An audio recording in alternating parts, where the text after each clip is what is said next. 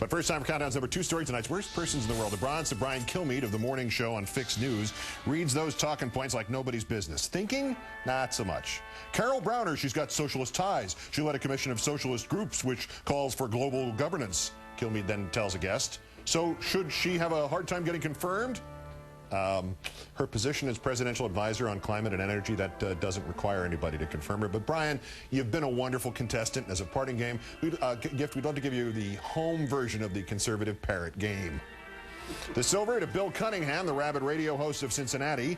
Got away with comparing Obama to Hitler, but as with many of the lunatic fringe, he may have met his Waterloo in sports. Cunningham talking about the University of Cincinnati hoops squad. Quote, how many illegitimate children does the UC men's basketball team have? I heard it's more than half a dozen, so there's some hanging and banging going on at the Shoemaker Center after the game. They're popping those things out like cherry pits out of one's mouth.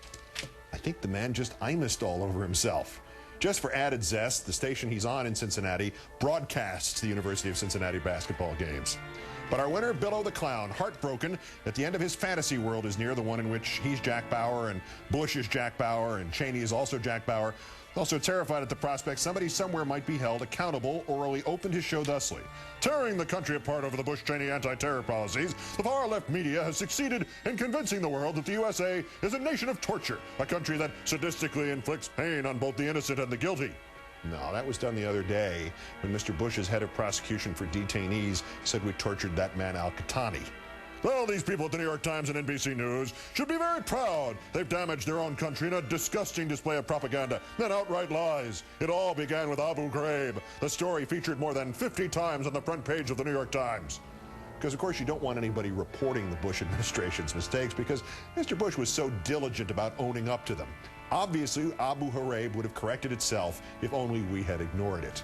Now there's an insane call for fishing expeditions to find something that will lead to prosecuting the president and vice president. Again, this is poison, a destructive act toward America. Bush and Cheney protected Americans after 9/11, and they did fast. So mistakes were inevitable, but they stopped the killing on American soil, did they not? Well, if you don't count the anthrax killings, Bill, and if you ignore the fact that Bush and Cheney didn't protect Americans before 9/11, and if you fell for all those Diet Coke and Mentos plots they foiled. Talking Points despises those in the name of ideology, want to weaken the country, putting us all in danger. And we're going to name names coming up in the future, ladies and gentlemen. It's going to stop right now. Now, how about starting with yourself, pal?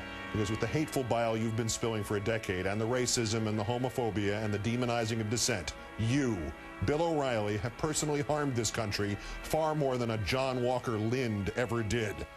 Bill O'Reilly, today's worst person in the world.